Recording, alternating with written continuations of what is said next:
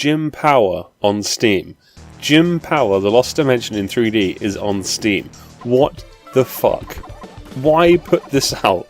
Gym Power on Steam. Gym Power. Who gives a shit? Who wanted this? What a world we live in. Someone went, hey, we should put out Gym Power, a game nobody likes because it's fuck awful. It makes you vomit just to look at it. The parallax is backwards and the wrong speed. Nobody wants or likes it. We should put it out. But not only should we put it out, we should include the SNES version too, and also a patched sort of fixed SNES version where the parallax works right, but it's still the same game, so shite anyway. We should release that. We should fund and release that. Oh, and be like, fans, we'll be patching in the unreleased Mega Drive version because you've been crying out for that. So it's like the definitive Gym Power. They put more effort into Gym Power on Steam than Nintendo put into the Mario All-Stars re-release for the Wii. Gym Power! Given the treatment it deserves. Gym Power. The Criterion Collection. Gym Power. What the fuck is even happening with Steam? Why is... Gym Power! Why?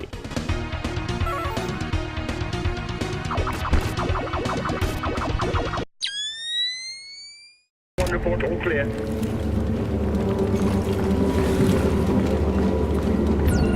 Bloody awful.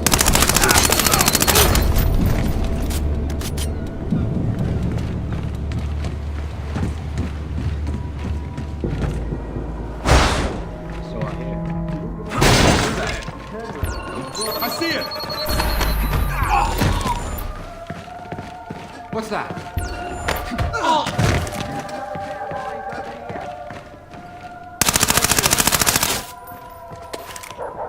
In the showroom, Grim. I'm hacking the router now.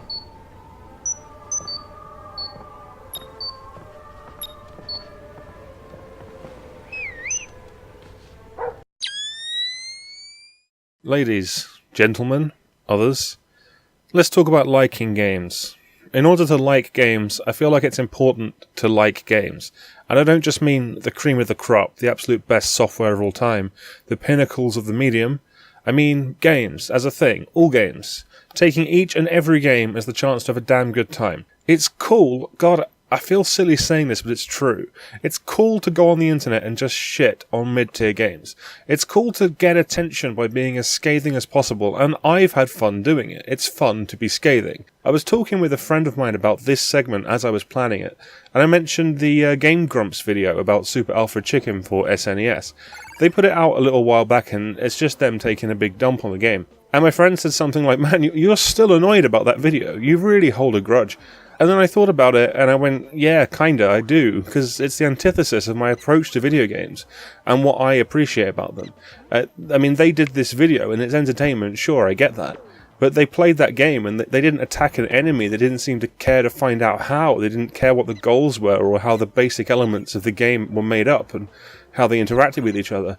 And then they put out this 10-minute or whatever bitch fest where they just lay into it spuriously, in my opinion. And you know, that's fine too. That would all be fine if Game Grumps wasn't absurdly popular, heavily watched, and probably the only exposure that a generation has or ever will have to games like that. And if the game's mentioned, it's going to be like, hey, isn't it that shit game the Game Grumps hated? And that's it forever. The game's gone. It's just been replaced as an entity by an uninformed opinion. And it kind of does piss me off. I hate that. It's not even about that game specifically, although obviously I like that game. But this whole, you know, thousands and thousands of games just potentially getting erased this way. I search YouTube for Alfred Chicken, and this is like video 2. This is the game's future. This is its representation. It makes me sad. As someone who likes games, I think it's a shame. Some stuff's difficult to get a handle on. Some games don't come out of the gate too strong. We have to let them warm up and show their good side. You got to give them a chance, you know? Criticise, sure. Even be facetious if you want. It's just entertainment. But there's no better way to say it. Lower your standards, or you lock out a lot of good stuff. Because, you know, just because an internet man says a game is a shitload of fuck doesn't mean you can't see for yourself.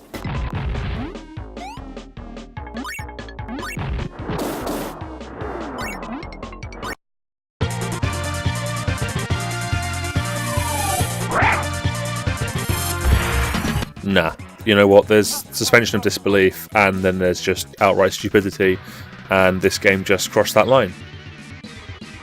I'm playing Sonic on the Master System at a family friend's house. I run into the first enemy because I don't know what the fuck I'm doing. I cry. I'm playing Stunt Car Racer on Spectrum. Because it's impossible, I die repeatedly. In a rage, I slam my fist into the wooden table. My mother, shocked at this unprecedented outburst of prepubescent anger, takes the game away. I cry. I'm playing Castle of Illusion for the Master System, and lose all my lives. Mickey Mouse sits outside the Dark Castle as gloomy Sunday tier depressing music plays. He seems to stare out of the screen at me into my soul. Why? Why have you done this? Mickey Mouse, the happiest character ever, the patron saint of being needlessly chipper, and I made him sad, because I failed. Hey, but I turned out okay. Oh god, why is the void chasing me?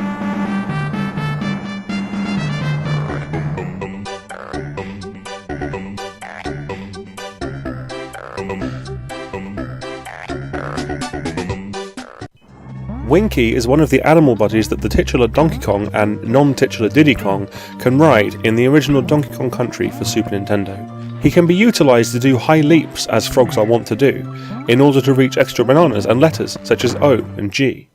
Additionally, it's worth bearing in mind that Winky is a slang term for the penis.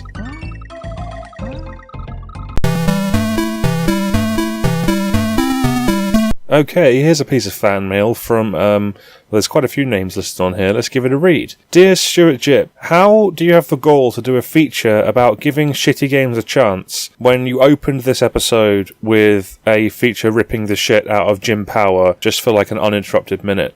How do you reconcile those two positions?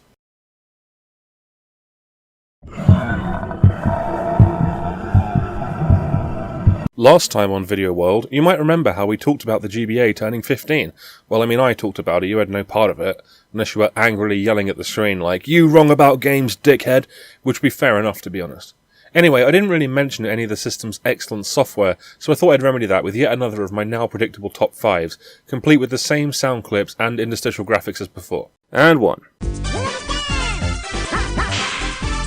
There's just something so damn appealing about rotatey bird blocks, or to use its actual name, Guru Logic Champ. You spin around a game board, sucking up and spitting out cubes to fill in logic puzzles, stacks of the bastards, then when you get it right, the most satisfying celebration ever happens.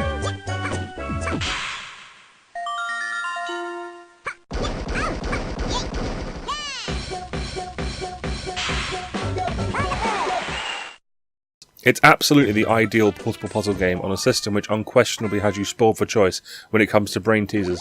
My humble recommendation is to stick it up your game hole ASAP. 2. Before I played Dragon Ball Advanced Adventure, I knew nothing about Dragon Ball and had no interest in doing so. It's a side-scrolling punching adventure that just constantly gives you new ways to play it. The core fisticuffs are great fun as it is, really tactile with great impact and feedback from your blows. Then you throw the charming art style in, great graphics and sound.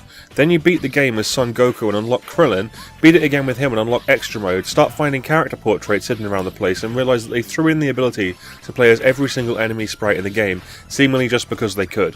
After I played this, I read the whole of the Dragon Ball manga and I loved it. Then I read one volume of Dragon Ball Z and went, yeah, no thanks. 3?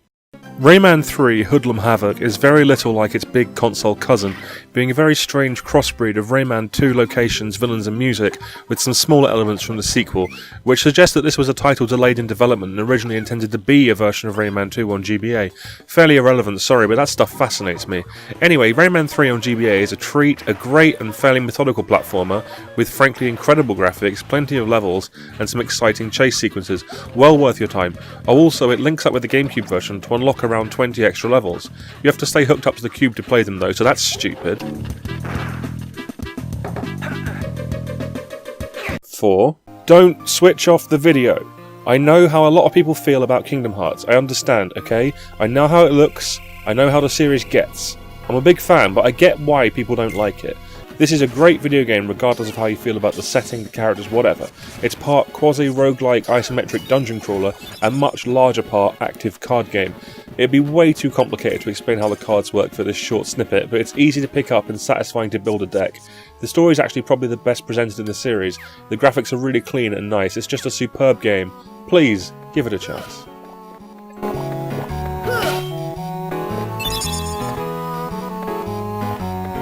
5. Oh, Jesus. Oh, Jesus. This might be the best Game Boy Advance game.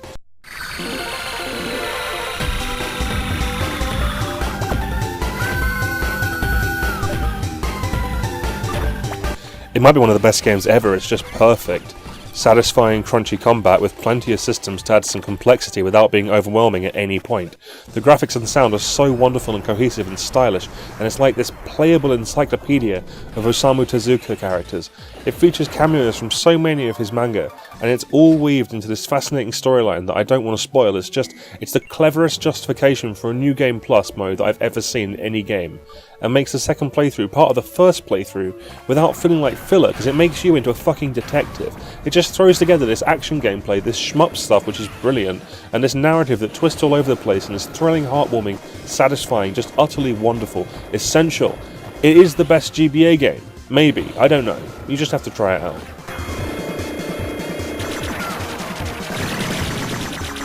Well, that's it. That's Video World 5. Sorry if it wasn't very funny, but you know what? Sometimes life isn't very funny.